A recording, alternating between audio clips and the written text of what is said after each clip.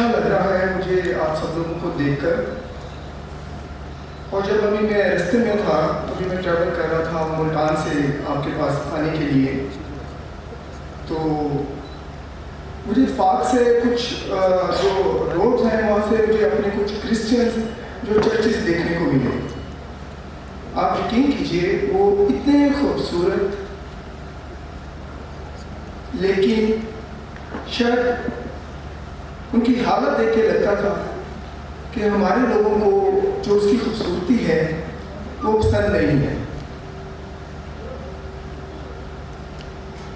یہاں جب ہم بات کریں گے، جو جتنے ہمارے اسپیکرز ہیں، ہمارے دوست ہیں، ایک چیز کو ضرور سامنے رکھیے گا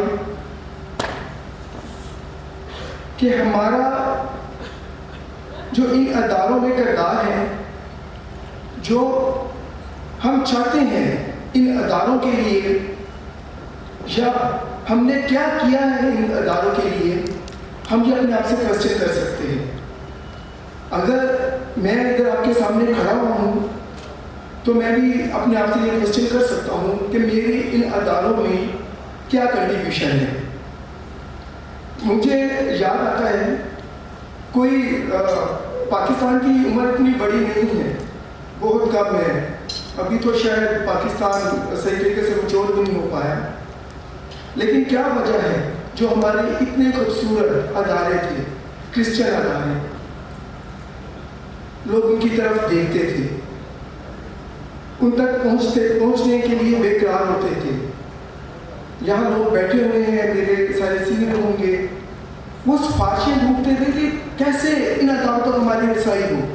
ایون کہ اسپیشلی جو ہمارے کرسچن ہاسپٹلز ہیں، ان کے لیے لوگ، ہمارے جو غیر مسلم جو ہمارے لوگوں کے کنٹریبیوشن ہے، اور اسپیشلی جو ہمارے مسلمز لوگ ہیں، وہ ہمارے غیر مسلم جو لوگ ہیں جو کسی اعلیٰ سیٹس پر ہوتے تھے، اعلیٰ عہدوں پر ہوتے تھے، وہ ان کی سفارش ڈھونڈتے تھے کہ کسی طریقے سے ہاسپٹلس کا ہمیں کارڈ بنوا دیا جائے تاکہ جو ہماری فیملیز ہیں وہ ان کرسچنز جو ادارے ہیں، اسپیشلی ہاسپٹلز ہیں، ان میں علاج کروا سکیں. اسی طرح سے جو ہمارے کرسچن اسکولز ہیں ان میں ان کو ایڈمیشن مل سکے. آج ایسا کیوں نہیں ہے؟ کیا وجہ ہے؟ یہ سوچنے کی بات ہے. یہ جو ہمارے کرسچن ادارے ہیں، ایکچولی یہ ترجمانی کرتے ہیں ہمارے ایمان کی، ہمارے مسیحی ایمان کی. اگر یہ آج ادارے اپنے پیروں پر نہیں کھڑے ہوئے تو آپ یقین جانیے کہ ہمارا جو مسیحی ایمان ہے اور جو ہم اس کے جو انتظامیہ میں تھے، ایڈمنسٹریشن میں تھے، ان پر سوالیہ نشان ہے کہ ہم شاید نہ تو اچھے منتظم ٹھہرے اور نہ ہی اچھے مسیحی ٹھہرے.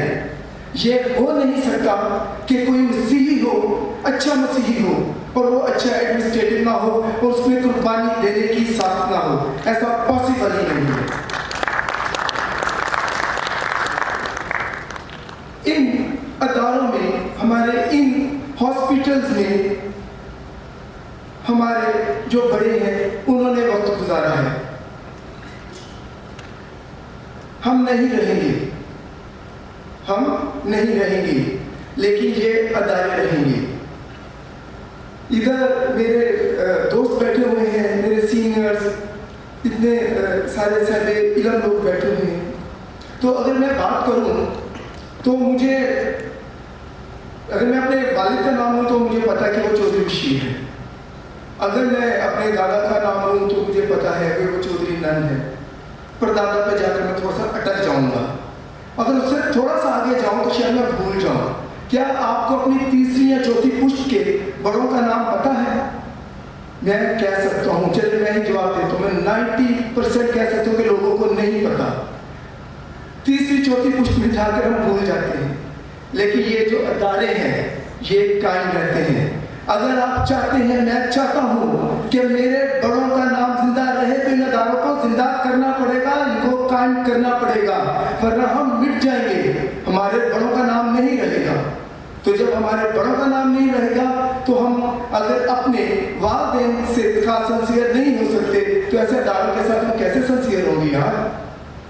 اگر ہم چاہتے ہیں کہ ہم اپنے والدین کے ساتھ، اپنے بڑوں کے ساتھ سنسیئر ہوں، ایز اے مسیح روح کے مطابق بات کریں، تو جو ہمارے یہ ادارے ہیں، مسیحی ادارے ہیں، ہمیں ان کے ساتھ سنسیئر ہونا پڑے گا۔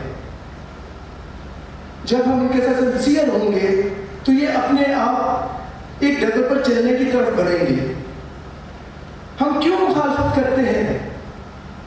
میں نے بتایا کہ 3-4 ٹائم میں ہمارا نام بھی کوئی نہیں جانے گا، کسی کو پتہ بھی نہیں ہوگا کوئی عامر بشیر تھا۔ اگر ہم ان اداروں کے لیے جو ہمارے مسیحی ادارے ہیں کچھ کر جائیں گے تو ان اداروں میں ہمارا نام زندہ رہے گا۔ یہی زندگی کی علامت ہے۔ ہم جسمانی خواہشات کے لیے بہت بڑی بڑی باتیں کرتے ہیں، ہم بھول جاتے ہیں، ہمیں اپنا آپ بھول جاتا ہے، سانوں ساری حقیقت بھول جاتی ہے۔ تو جب ہم اپنی حقیقت کو بھول جاتے ہیں تو ہم غلط ڈیسیژن کرتے ہیں۔ ہمیں اپنی جو حقیقت ہے اس کو جاننے کی ضرورت ہے، پھر ہمیں اپنی ابیلٹیز کو جاننے کی ضرورت ہے۔ ہم کس طرح سے اپنی جو قابلیت خدا نے ہمیں رکھی ہوئی ہے ہم کس طرح سے دوسروں کو پیش کر سکتے ہیں۔ کیا ہوتی ہے ایڈمنسٹریشن؟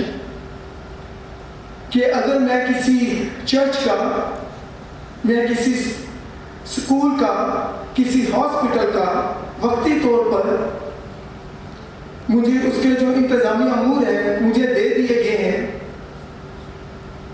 تو کیا میں یہ بھول جاؤں کہ میں نے اس کی ریپلیسمنٹ پیدا کرنی ہے؟ جب ہم یہ بھول جاتے ہیں کہ ہم نے اپنی اس پہ ریپلیسمنٹ پیدا کرنی ہے، ریپلیسمنٹ مین ہے کہ ایک دھارا ہوتا ہے جیسے چلتا پانی، وہ رکتا نہیں ہے۔ ہماری ریپلیسمنٹ کی پرابلم یہ ہے جو ہم دیکھتے ہیں ان اداروں میں کہ ہم اس کے آگے بند باندھ دیتے ہیں۔ تو جب ہم کسی بھی چیز کے آگے بند باندھیں گے وہ اس میں سے ایک ٹائم آئے گا کہ بدبو آنا شروع ہو جائے گی، وہ خراب ہو جائے گی۔ آج کچھ ایسا ہی حال ہمارے اداروں کا ہے۔ ہم کیوں بند باندھتے ہیں؟ ہم کیوں دوسروں کو آگے آنے نہیں دیتے؟ کیوں ہمیں دوسروں کی ابیلٹی پہ شک ہوتا ہے؟ کیوں میں یہ سوچوں کہ جو میں ہوں وہ دوسرا نہیں ہو سکتا؟ مجھے یہ سوچتے کیوں پرابلم ہوتی ہے کہ عامر تیرے سے اچھے سب زیادہ ہیں، جو تو کام کر رہا ہے تیرے سے اچھے یہ دوسرے کام کر سکتے ہیں، تو پھر کیوں نہیں ادارے آگے چلیں گے یار؟ چلیں گے۔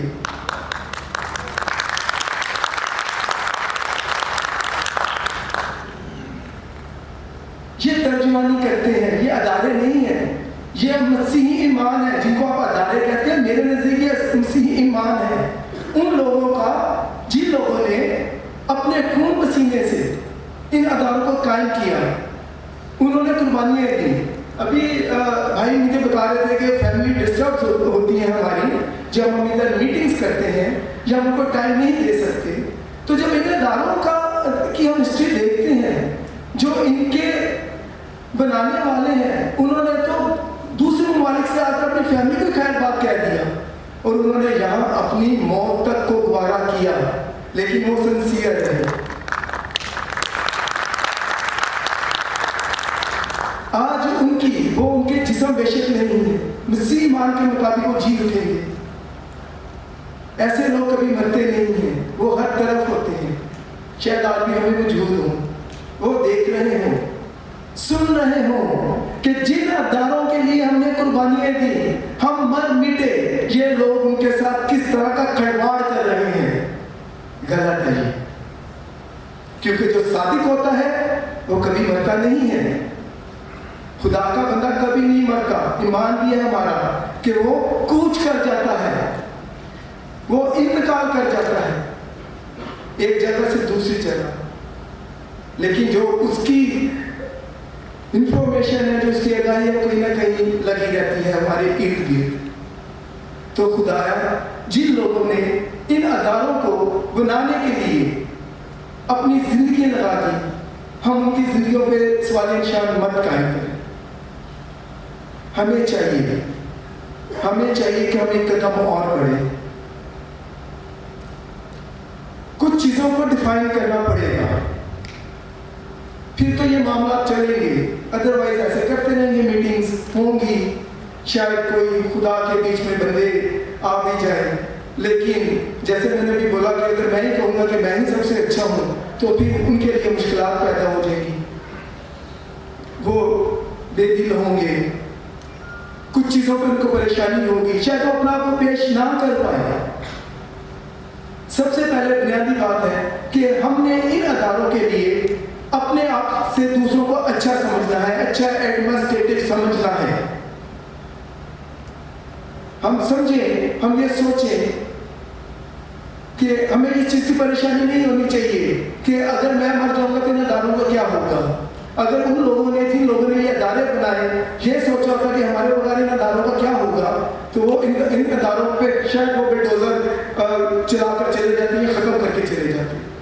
انہوں نے یہ ہمیں ایک چیز دی ہے ہمارے بچوں کے لیے, یہ فیوچر ہے, یہ ادارے نہیں ہیں, یہ فیوچر بھی ہے ہمارے بچوں کا. ہمارے بچے اس میں آگے آگے پرفارم کریں گے, وہ پڑھیں گے, آگے اس میں ڈاکٹرز بنیں گے,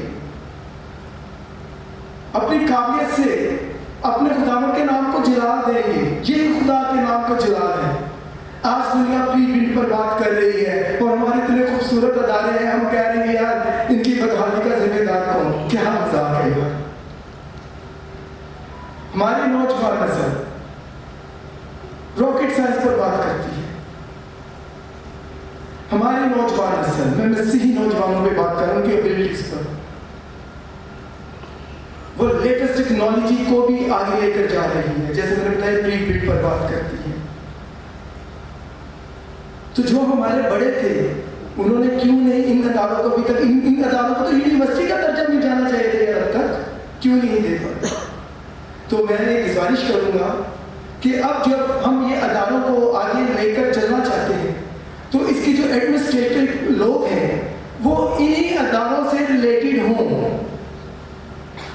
اگر یہ ہاسپٹل کی ہم بات کرتے ہیں تو وہ پیورلی جو ڈاکٹرز ہیں وہ اس میں آ کے ایڈمنسٹریٹو کریں, اس کی ذمہ داریاں سنبھالیں.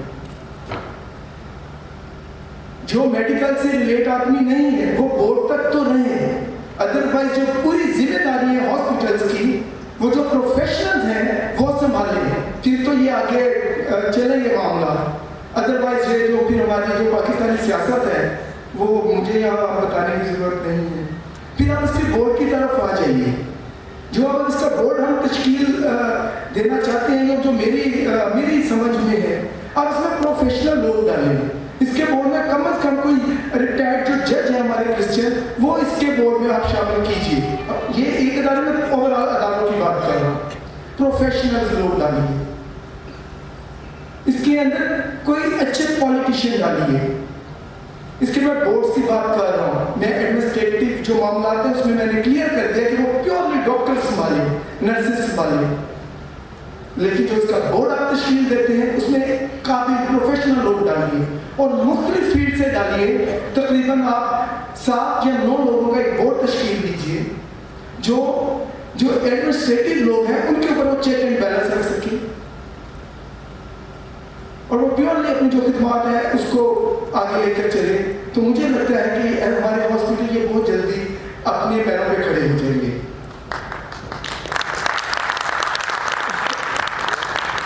میں لاسٹ میں ایک بات ضرور کہوں گا,